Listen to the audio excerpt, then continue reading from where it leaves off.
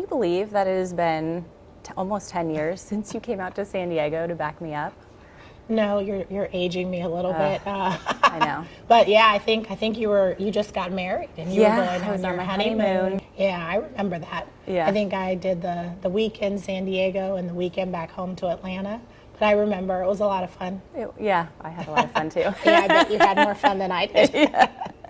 So you're a leader of talent acquisition strategy. What would you say, or who would you say has been your biggest role model and motivator? Well, that might get me in trouble at home a little bit, but I would say definitely both my parents, but my father in particular. We moved around a lot growing up, and my father worked for the government. Every opportunity that was presented to him, he took advantage of it. That meant us, starting over, but he always focused on what was best for his family and where we could be.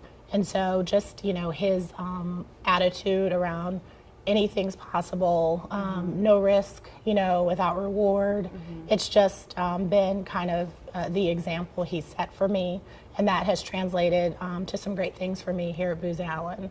I've moved a couple of times, which has been awesome. Mm-hmm. I've done a lot of international assignments, so it's just really set the example for me, and the sky's the limit. So tell me about your experiences growing up, moving around from place to place. Mm-hmm. I had the opportunity to learn a lot, to meet a lot of different people, but I also had some challenges. Every time we moved, we had to start over. I had to start over. Sometimes it was great, sometimes it wasn't so great, but in all of that, I think I learned that any challenge that was presented to me, I could work, through that challenge and weather the storm. Mm-hmm. While some things were hard, I was on the cheerleading squad in one city. We moved 18 months later, and so I had to try out for that team again. The second time I didn't make it, right? So all of those things help us become stronger and really help us figure out who we are growing up. Yeah, probably not in the moment, but not in the moment, definitely. Definitely later on. Yeah, but when I think back and reflect, all of those experiences, they made me who I am today. Mm-hmm. Wonderful.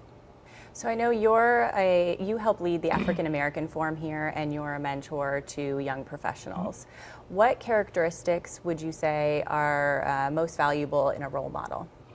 I think in a role model, being open and being honest when you're having conversations with staff that are new to the firm, staff that may be younger, and being honest with them, really helping them understand that it's okay to ask questions, it's okay to be curious, it's okay to be unsure.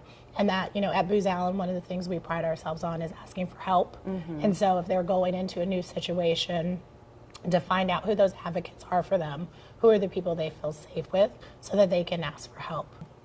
So did you ever receive candid advice that was hard to hear? I'll take a little sip on that one. I have received candid advice that was hard to hear. The advice that I had received was that I appeared unapproachable. And I think that was because I was in this time, moving into a new situation. I was kind of trying to, figure out how to navigate that. And I would show up in meetings, but I would be kind of caught up in digesting everything. I wanted to show up well, but that translated into the serious. You're such a serious person, and I think you know me really well. I can be, but I'm not really. Yeah. I have a good balance there, and so it reminded me to just be myself. Relax, take the situation in, don't take myself too seriously, and really be present in the moment, so that I have a better balance of building those relationships as well as digesting the information around the project or whatever, assignment I might be working on at the time.